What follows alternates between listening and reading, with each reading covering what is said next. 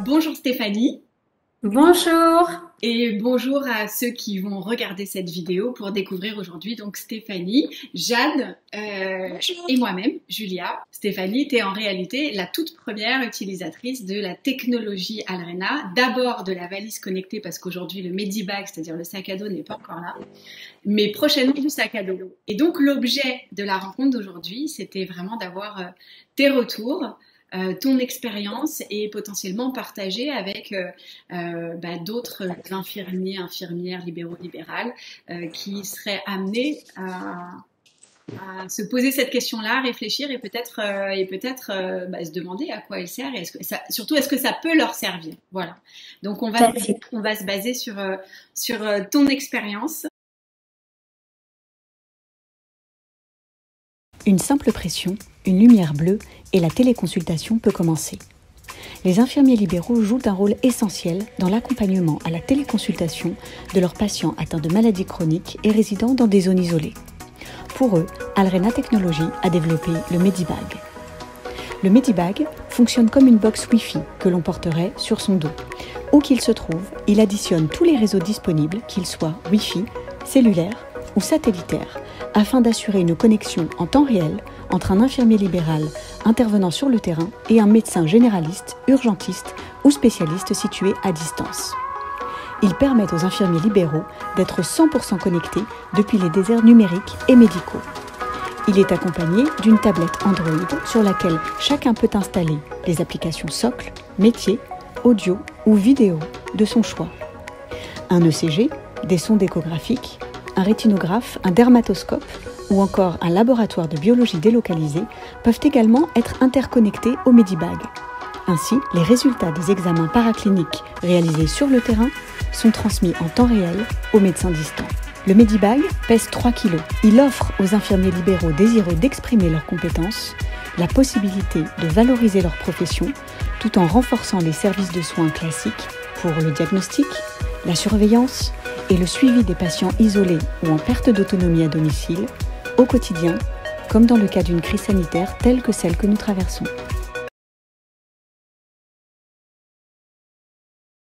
Alors moi, je suis infirmière libérale depuis 2018, installée à Périgueux, et j'ai travaillé du coup quasiment 14 ans en cardiologie, et j'ai fait un petit peu de diabétologie également.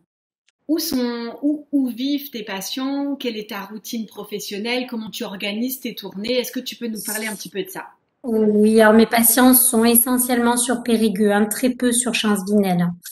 Je dois faire environ 45 à 50 passages par jour, donc on voit quand même beaucoup de monde dans la journée. Ça s'étale de très tôt le matin jusque tard le soir, hein. Voilà, on a une tournée qui est quand même conséquente. C'est très large, c'est-à-dire que le plus jeune actuellement que j'ai en charge a 21 mois et la plus âgée a 102 ans.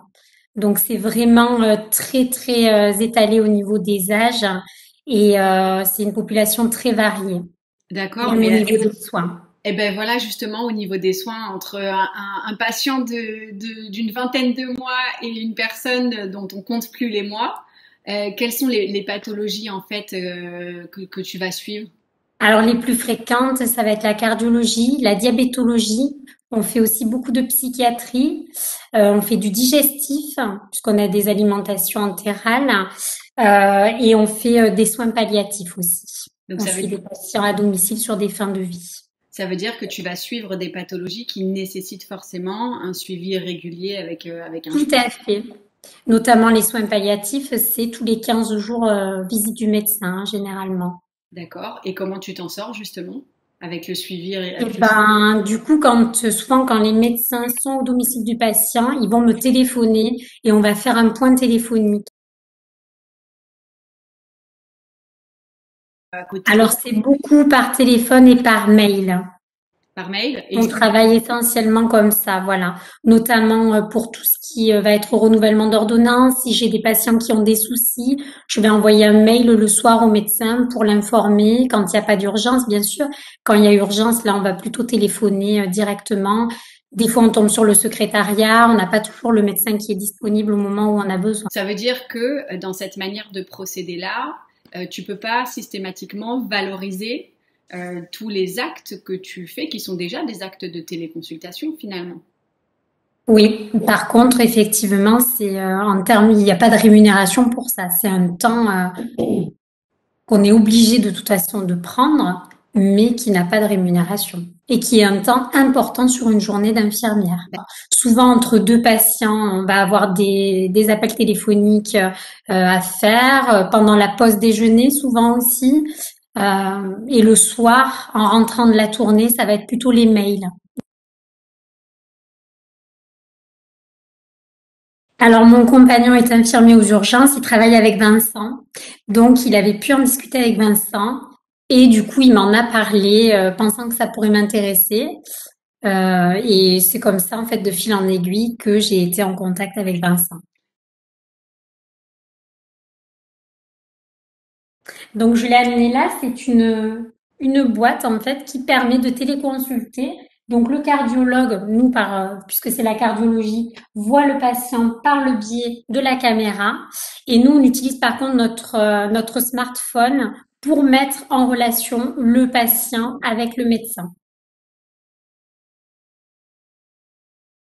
Elle est fixe à mon cabinet. Du coup, je l'utilise pour le moment uniquement pour les téléconsultations avec le cardiologue. Je fais que de la téléconsulte cardio pour le moment.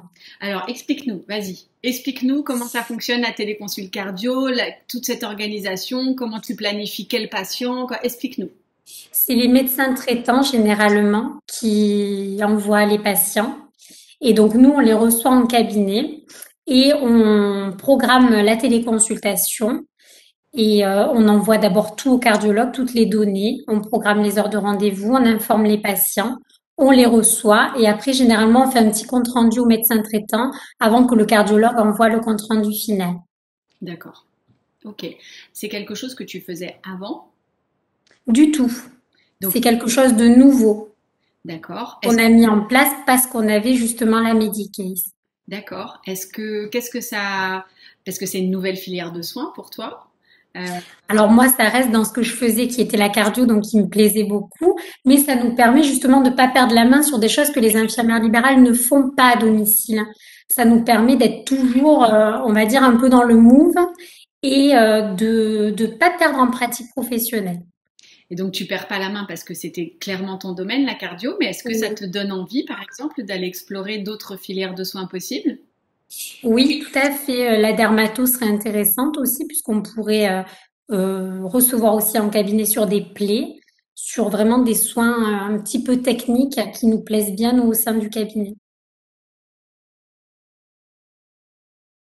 Je me suis dit que c'était vraiment futuriste et ingénieux, parce qu'on allait en venir à des choses comme ça. Étant donné que je pense qu'il y a vraiment des déserts médicaux et que ça devient compliqué. Moi, je vois quand il faut chercher un médecin traitant pour un de mes patients, c'est très très compliqué. Et quand on a besoin d'une réponse tout de suite, c'est compliqué aussi. Tandis que là, on aurait la possibilité quand même d'agir vite dans certaines situations, de pas perdre de temps et d'avoir toujours un interlocuteur. Donc, j'ai trouvé que c'était très intéressant.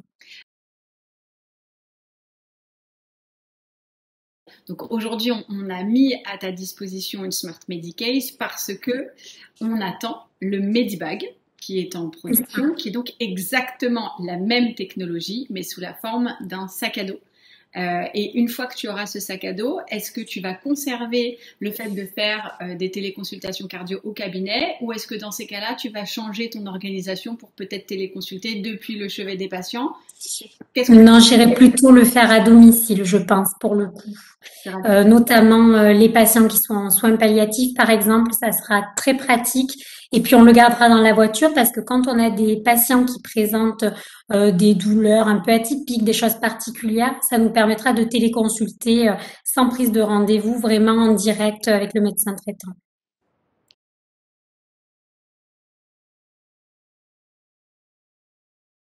Vu que tu te spécialises aujourd'hui sur la cardio, j'imagine que tu utilises un ECG. Tout à fait. C'est le tien, c'est celui du cabinet. Est-ce que c'est celui qui était interconnecté à la valise? Qu'est-ce que tu as choisi comme matériel?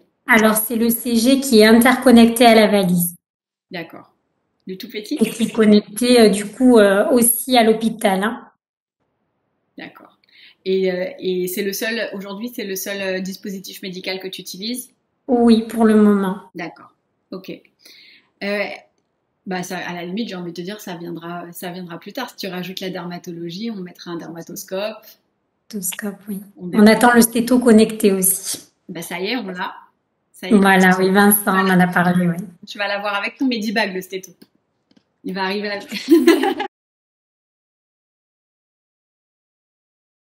En fait, ils sont ravis de pas avoir à se déplacer à l'hôpital. Je pense que ça les rassure de venir en cabinet où c'est plus cocooning, où on a plus le temps, où il n'y a pas tout ce monde. En plus, avec le Covid, ça a vraiment accentué les choses et c'est vrai qu'on a eu que des retours positifs. Oui, c'est très simple. C'est très très simple d'utilisation. On nous a montré, on s'est tous au sein du cabinet formés et ça a pas été très long au niveau du temps de formation. Tout le monde sait très bien s'en servir et rapidement. Quand tu dis pas très long, c'est quoi? C'est une demi-heure? C'est 3 heures? C'est 2 jours? Oui, je pense qu'en 20 minutes, une demi-heure, oui, c'est tout à fait possible. Que je rappelle qu'il est à 400 € hors taxe par mois. Euh, Après, c'est mutualisable. Mais bon, est-ce que ça a constitué un frein pour toi? Alors pour moi non, parce que je me suis dit que tout le temps passé à faire, à envoyer les mails, le téléphone, etc., finirait par se rentabiliser. Et ensuite, c'est vrai qu'en discussion avec certains médecins, il y a des aides quand même à la téléconsultation et certains se sont proposés d'apporter leur aide au sein du cabinet, ce qui a été une très très belle démarche pour nous. Et puis on s'est dit que non, qu'il fallait le faire même au vu du prix parce que vraiment ça allait se développer et ça finirait au bout d'un moment par être de bonne rentabilité.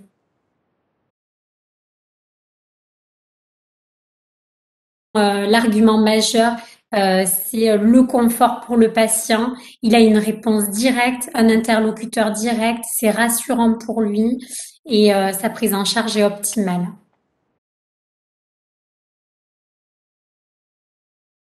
On va s'arrêter sur cette question. Merci beaucoup Stéphanie pour ta Très bien. disponibilité, pour tes retours et ton expérience. Parce que quand un nouveau produit et surtout une nouvelle technologie, non seulement arrive sur le terrain, mais est utilisé par une branche professionnelle différente, c'est une chance d'avoir quelqu'un qui puisse en parler. Merci beaucoup. À très bientôt. Merci, à très bientôt.